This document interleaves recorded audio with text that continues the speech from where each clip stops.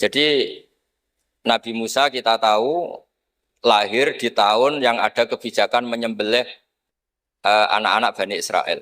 Sehingga sama ibunya dilarungkan ke sungai. Setelah dilarungkan, kata Allah, nanti yang ngurus saya, kata Allah, yang ngurus kami. Delalah malah ditemu Fir'aun.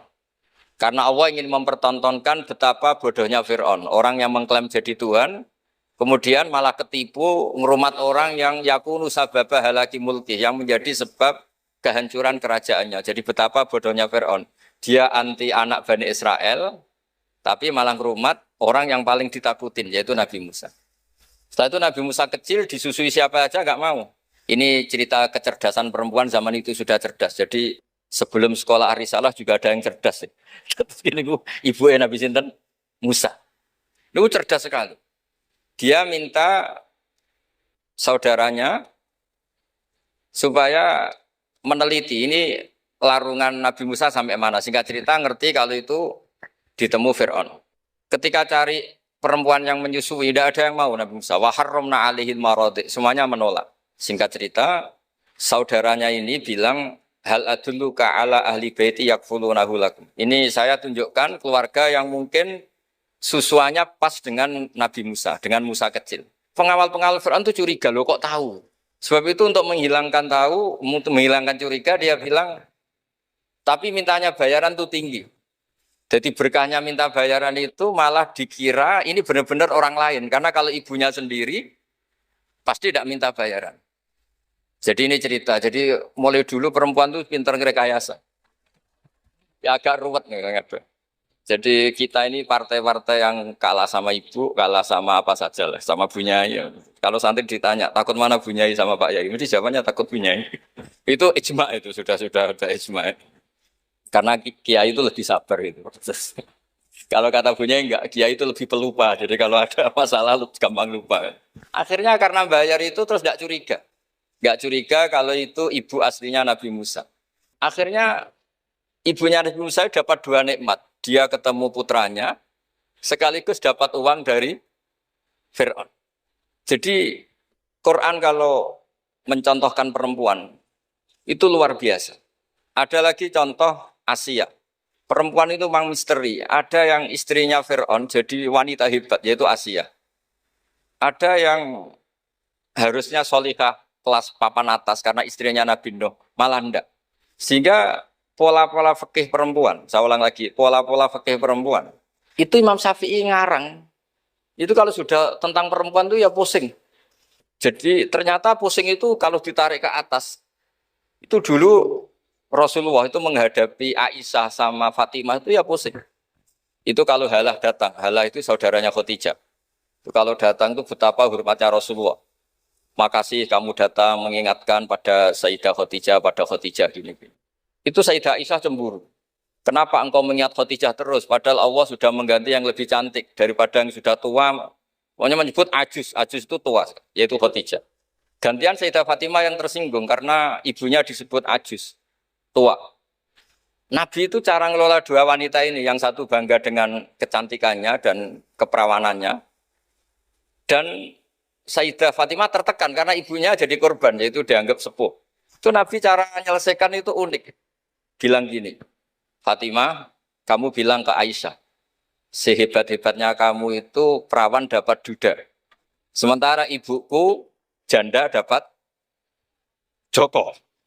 Terus mulai dulu ya kebanggaannya Rondo untuk Joko, itu mulai dulu. Tapi ini cerita, jadi ngelola perempuan itu ribet. Jadi kalau terlalu ke Aisyah, Sayyidah Fatimah cemburu. Kalau terlalu ke Sayyidah Khadijah, Sayyidah Aisyah cemburu. Jadi ya nggak ada solusinya memang. Jadi kalau kiai ngaji fiqhul mar'ah itu, fiqhul nisa itu nggak ada selesainya. Kata Nabi, khuliqat min dila'in a'wad, didesain dari iga yang bengkok. In dhahabta tuqimuhu kasartah. Kalau kamu memaksa lurus, patah. Kalau kamu biarkan tetap bengkok. Ya kalau jalan harus bengkok, ya biar bengkok aja, tidak usah dipaksa, no? Lurus. Dan terus kalau suwon, terutama teng Gus Sofa, Gus Alwi, teng putra-putra neng Aina, Ar-Risalah itu menjadi inspirasi hukum. Dulu zaman Imam Ghazali, ada orang pamit mau jadi ahli fikih. Sama Imam Ghazali nggak boleh, udah kamu jadi dokter saja. Terus ditanya, kenapa engkau sebagai ulama kok malah fatwa saya jadi dokter? Kata beliau, banyak negara Islam yang karena nggak ada yang belajar dokter harus berobat ke dokter yang non Muslim. Begitu juga di dunia ekonomi, di dunia politik dan seterusnya dan seterusnya. Jadi itu yang dikenal dengan usul fikih. Dulu Imam Syafi'i itu bencinya sama orang kaya itu Masya Allah karena beliau lahir miskin dari komunitas miskin dan beliau referensinya miskin itu lebih menyelamatkan karena lebih ringan hisapnya. Itu malaikat bagian hisap. Kalau ngisap orang miskin kan pusing, nggak ada yang bisa dihisap kan. Mau dihisap apanya hanya beras 1 kilo kan nggak ada dosanya kan karena darurat. Tapi setelah beliau ngaji usul fikih masyhur itu, beliau datang ke Muhammad bin Hasan Asy-Syaibani. Ini asal usul beliau ngarang kitab Ar-Risalah. Itu emas itu tumpuan di meja. Kalau ngitung uang itu di depan umum. Makanya ini juga jadi fikih. Makanya menurut saya kiai-kiai itu kalau ngitung uang banyak kesunatannya di depan umum. Biar orang nggak kepikiran nyalami template.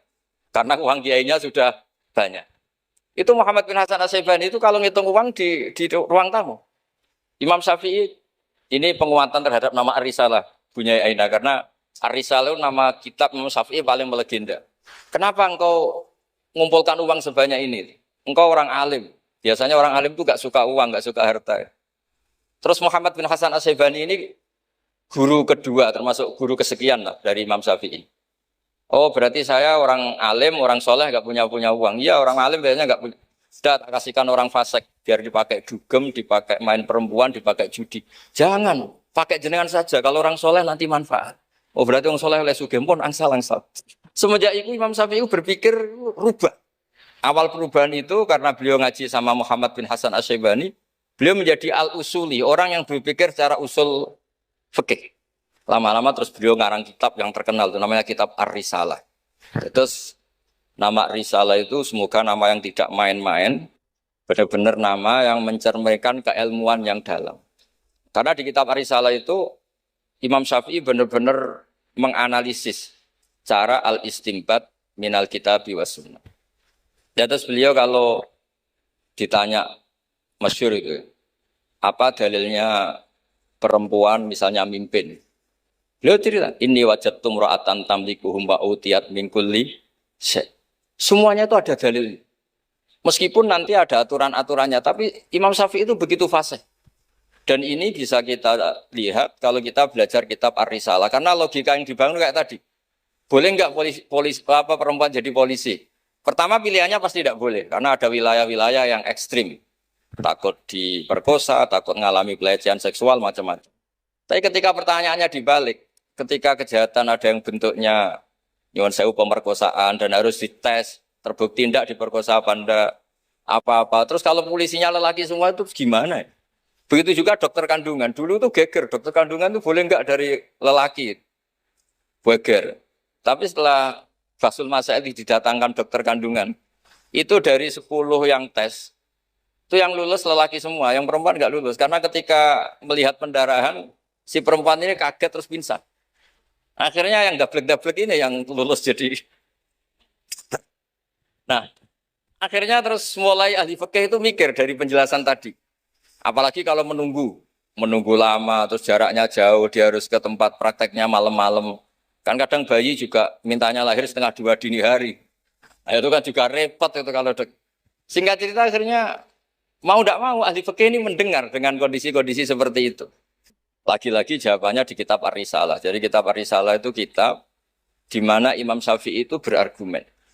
Sama seperti tadi, kiai besar diundang di musola kecil itu kalau nggak datang, dulu dianggap sombong. Mentang-mentang sudah besar diundang musola kecil nggak mau.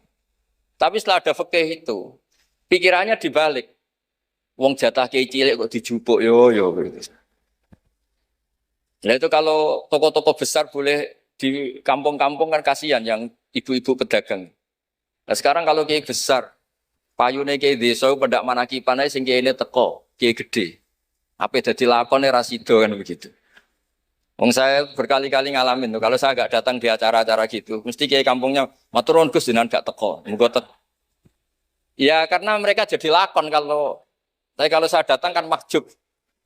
Nah itu kan terus jadi mindset fikih juga. Ternyata cara pandang, oh nak teko kiai yang sopan, kiai gede kok diundang musola cilik teko. Itu mungkin kata orang banyak seperti itu, tapi tanyakan kiai yang kiai RT itu. Sopan opo, jupuk rezekine wong kan begitu. Nah, fikih-fikih seperti ini itu adanya di kitab Ar-Risalah itu. Jadi Ar-Risalah itu kitab yang luar biasa. Jadi berkali-kali kalau matur sudut pandang. Sudut pandang itu harus kuat. Ya, sudut pandang itu harus kuat. Ya tadi, misalnya Imam Sa'roni dulu itu ditanya, kenapa engkau sekarang suka jadi orang kaya, padahal dulu Anda senang jadi orang miskin. Beliau cerita, ada ulama ditanya seperti itu, terus ngendikan, li'afu zabilat batil khitab. Supaya saya kalau ada khitabnya Allah itu tidak ngenes. Khitab apa? Wa anfiku fisabilillah. Kamu harus berderma di jalan Allah. Uang saja tidak punya, kok disuruh berderma. Supaya kalau baca Quran itu tidak ngenes teman-teman. Dan misalnya baca itu bi amwalikum, saya tidak punya harta. Ya semuanya walhasil saya minta lah. Baru karena kitab Ar-Risalah itu, yang miskin dia seneng, karena nanti tidak ada hisab. Yang kaya juga senang karena lebih manfaat pada orang banyak. Yang enggak jabat ya senang karena meringankan hisab. Yang jabat senang karena pahalanya banyak karena ngurus orang nopo banyak. Pulau nu aslinya terkenal ini bukan seneng. Nanti saat ini kalau bukan nanti ngurus median bukan nanti. Pasrah pangeran sebuah urusan. Tapi dongo menolak itu dia bukan wani kalau pangeran. Mereka engkau nak sing wong carane ngaji gratisan liwat wong koyo kula-kula ngeten iki. Karena kalau yang terkenal itu semuanya matre, itu juga repot umat. Tapi nak kalau terkenal, kalau yo repot, terus la haula wala quwata illa billah, wa hasbunallahu wa ni'mal wakil.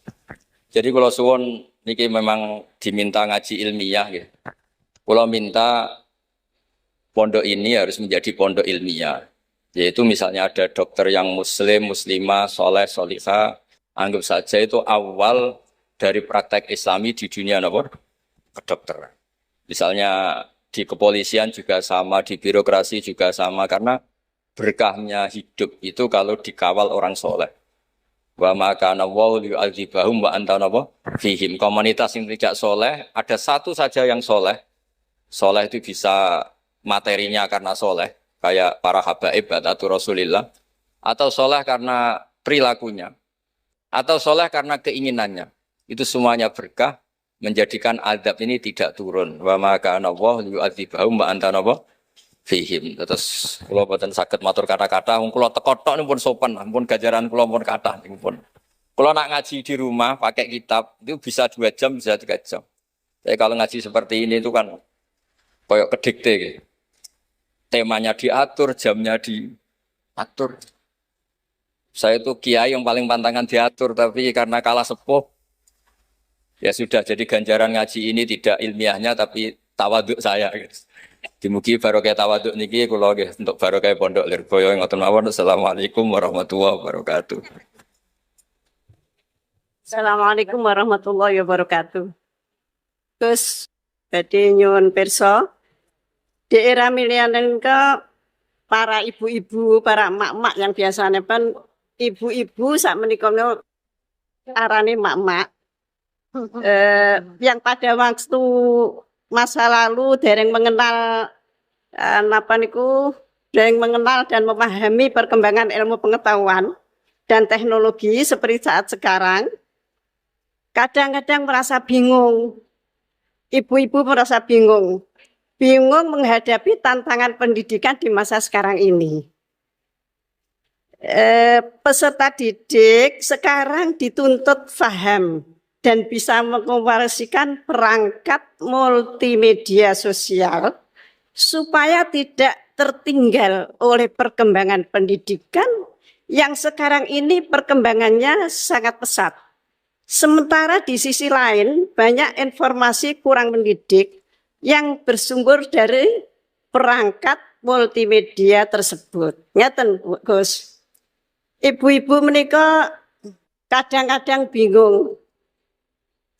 Santri mereka kan boten pareng beto HP. Tapi sekarang niku pendidikan memerlukan kita harus pakai HP. Nah, yang ibu-ibu itu mau mengikuti itu sudah kadang-kadang sininya sudah tidak nyambung.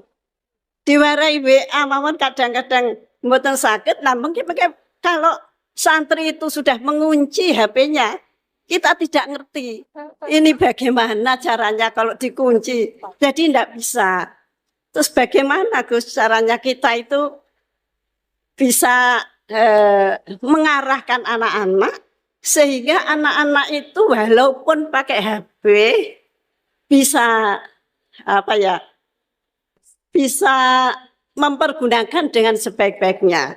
Kadang-kadang di pondok itu sudah diberi jam. Nanti jam segini ditumpuk. Tapi wong ya anak ya tetap anak kadang-kadang ya diselipkan. Kemudian pertanyaan kita sebagai orang tua dari anak-anak kami, baik para santri atau anak kami sendiri, apa yang harus kita lakukan? Repot. HP saja tidak bisa apalagi laptop. Padahal anak-anak itu kalau mencet itu sudah tahu apa-apa. Sedangkan kita yang tua tidak ngerti caranya mencet kadang-kadang. Kemudian bagaimana gini Gus? Supaya anak-anak itu juga bisa apa itu mengikuti zaman tapi selamat. Selamat sehingga mereka bisa pinter dalam ilmu pengetahuan tapi juga hatinya selamat, bisa selamat di dunia dan selamat di akhirat. Matur suwun. Monggo Gus Bahak.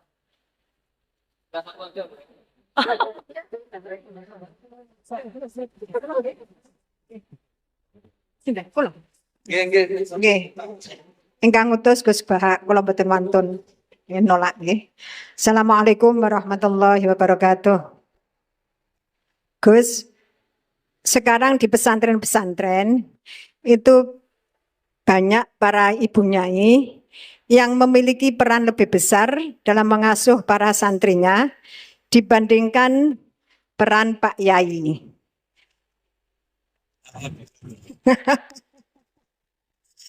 Tapi ketika ada ibu nyai yang namanya tercantum sebagai pengasuh, masih banyak masyarakat yang memandang tabu ini Gus, atau tidak etis. Bahkan dalam sebuah lembaga yayasan, seringkali perempuan-perempuan itu dimarginalkan. Padahal perempuan itu kalau diberi kesempatan luar biasa Gus, laki-laki kalah semuanya. Kadang pendapatnya itu tidak dihiraukan, meskipun sebenarnya bagus. Dan ini loh Gus, saya minta keadilannya Gus. Dalam menyikapi kenyataan seperti ini, kita sebagai kaum emak-emak itu harus bagaimana? Saya menuntut keadilan Gus. Dari Pak Yai, dari panjenengan. Terima kasih. Assalamualaikum warahmatullahi wabarakatuh. Ya nanti yang ikut jawab Bu Gubernur ini kan masa mau jadi pemimpin tidak mau jawab problemnya. Sudah datang pakai helikopter, ada pertanyaan nggak mau jawab. Saya ini ganjarannya sudah terlalu banyak, 5:30 sudah datang, berarti diminta ikut meletakkan batu pertama ya. Oke. Nah, terus begini, Bu Nyai Nur Iskandar ya. Jadi saya punya cerita dari Bapak. Juga cerita ini pernah ngendikan Mbah Mun. Ada filosofi ilmiah yang nggak bisa diganggu gugat.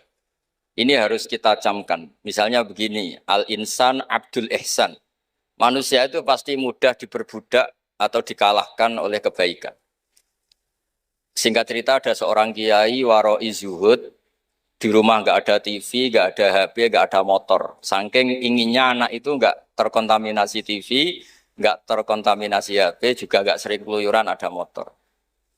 Tapi apa yang terjadi? Anaknya ini malah pertama punya HP atau memakai HP, dipinjemin temannya. Kebetulan temannya itu nggak sholat. Pertama naik motor juga dipinjemin orangnya yang nggak sholat. Pertama tahu TV juga di tetangga, komunitas keluarga yang tidak sholat. Sehingga perasaan anak ini hanya punya utang jasa sama orang yang tidak sholat. Lama-lama kenangannya apa? Ternyata orang yang tidak sholat itu lebih manusiawi ketimbang yang sholat. Singkat cerita anak ini akhirnya nggak sholat. Ketika anaknya itu nggak sholat, orang tuanya itu coro Jawa itu tobat, minta-minta maaf sama bapak, sama saya. Era kiai saya minta karena melihat Mbah Maimun itu di rumahnya ya ada TV, bapak saya di rumah ada TV, juga ada motor. Ketika sowan, walhasil intinya diceritain kenapa banyak kiai alim yang longgar di rumah ada TV, ada HP, ada motor. Ternyata karena jangan sampai anak kita pertama merasa utang jasa itu sama orang lain. Nah, kalau orang lain ini yang orang nggak benar bisa berabe kan. Nah pondok juga gitu, kalau terlalu ketat HP, terlalu ketat apa, ternyata HP ini barang mewah, barang wow. Kebetulan yang nilai orang lain. Dan akhirnya santri ini merasa utang jasa sama orang. Nah, ya kalau orang lain ini tepaan orang soleh, kalau enggak. Makanya ibu-ibu juga situ, senyum tuh barang mewah. Ternyata bapak-bapak kenangannya sama bakul kopi, tidak sama istrinya. Akhirnya yang diingat ya bakul kopi, karena senyum itu mewah. Ini sekaligus jawab pertanyaan yang enak, minta keadilan. Saya juga minta keadilan itu. Ya itu sudah komplit jawaban itu sudah. Pokoknya kita kondisikan al-insan Abdul Ihsan. Jadi itu tidak bisa ndak. Makanya ngelola anak-anak itu ya harus hati-hati, ngelola istri, ngelola suami, ngelola komunitas masyarakat. Kenapa kiai itu harus dermawan? Kenapa orang baik harus dermawan? Kalau yang dermawan orang fasik, pasti orang fasik ini yang punya pengaruh karena al-insan Abdul Ihsan. Makanya ini kembali lagi ke kitab Ar-Risalah tadi. Saya berkali-kali kalau ngaji bilang, tasaddaku walau bitol koti wajin. Kamu disuruh sedekah meskipun senyum. Senyum itu dalam fikih formal dikatakan sunat. Tapi dalam konteks sudah kompetisi itu bisa wajib. Di rumah nggak pernah ada senyum, di warung kopi ada senyum terus. Kira-kira menang mana? Sama. Ketemu preman, disuguhi kopi, senyum. Sowan kiai diamu itok. Akhirnya masyarakat mau ke preman karena di sini lebih dimanusiakan ketimbang kalau sowan kiai dimarah-marahin tok. Akhirnya konsep Nabi Tolkoti Wajin tidak lagi kita katakan sunat tapi wajib. Makanya berarti ibu-ibu senyum sama suaminya wajib. Tapi kalau disenyumin terus ya wong lanang ya dablek itu dikira nggak pernah salah. Berarti marah juga. Ya sudah usah diwajibkan, sudah dilakukan, alhamdulillah. Jadi menurut saya ngadepi fenomena sosial apapun kita harus punya kaidah ilmiah yang permanen yaitu al-insan Abdul Ihsan. Semuanya fikih, semuanya solusi, semuanya teori itu pasti kembali ke situ. Kalau kita lebih menarik karena ihsan kita, pasti orang ke kita. Tapi kalau kita jeblok secara sosial, ya dibayangkan Allah itu walaupun tafatur lidal qalbi lan faddu min hauli. Kalau seorang pemimpin itu kok wangkot, angkuh, tidak simpatik, pasti lan faddu min haulik, pasti orang itu bubar. Jadi itu jawaban umum, tapi insya Allah menjadi solusi untuk ngelola anak kita. Saya sampai sekarang itu ya biasa ngedusi anak saya, jalan-jalan sama anak saya supaya utang jasanya anak itu sama orang tuanya. Istri saya itu keluarga Sidogiri. Itu saya pernah bilang kalau anak saya minta uang jajan, meskipun saya tidur agar dibangunin oleh anak saya. Kata istri saya kan, yaitu nanti melatih tidak sopan. Tapi akhirnya saya beri penjelasan secara ilmiah. Yang wajib jajan anak itu orang tuanya, jangan sampai ganggu mbak-mbak atau kangkang. Sehingga korbannya ya harus saya, bukan orang lain. Jadi kita harus kadang-kadang lebih bicara ilmu ketimbang akhlak. Apa artinya anak kita berakhlak sama orang tua, tapi anak kita pas mau jajan ngel-ngel orang lain. Nah hal-hal seperti itu supaya apa? Anak kita punya kenangan, saya bisa jajan karena bapak saya bisa jajan karena dituruti bapak saya. Tapi kalau kenangannya sama tetangga, dan kebetulan tetangga kita misalnya kurang baik, maka nurutnya sama tetangga yang kurang baik ini. Jadi ini menurut saya, ini karena masalah ijtihad. Neng Ana boleh gak setuju ya, karena ini masalah ijtihad. Tapi harus setuju, satu-satu diundang kok ora dituruti fatwane kan. Tapi yang jelas kaidahnya itu tadi pegang al-insan Abdul Ihsan. Sehingga kita bisa ngelola gimana orang-orang baik itu berjasa. Makanya ketika Rasulullah SAW masyhur itu, inna hadatin irtadaitu li nafsi wala yusliha li hadatini illa sakha wa husnul khuluq. Agama ini sudah final. Cuma yang bisa mengawal agama ini hanya dua. yaitu dermawan dan husnul khuluq. Jangan sampai orang lain yang nggak benar lebih berempati, lebih dermawan, sementara yang soleh kurang dermawan atau kurang empati. Sehingga kompetisinya orang soleh ini kalah. Ya saya kira demikian. Ini mohon terakhir, mohon assalamualaikum warahmatullahi wabarakatuh.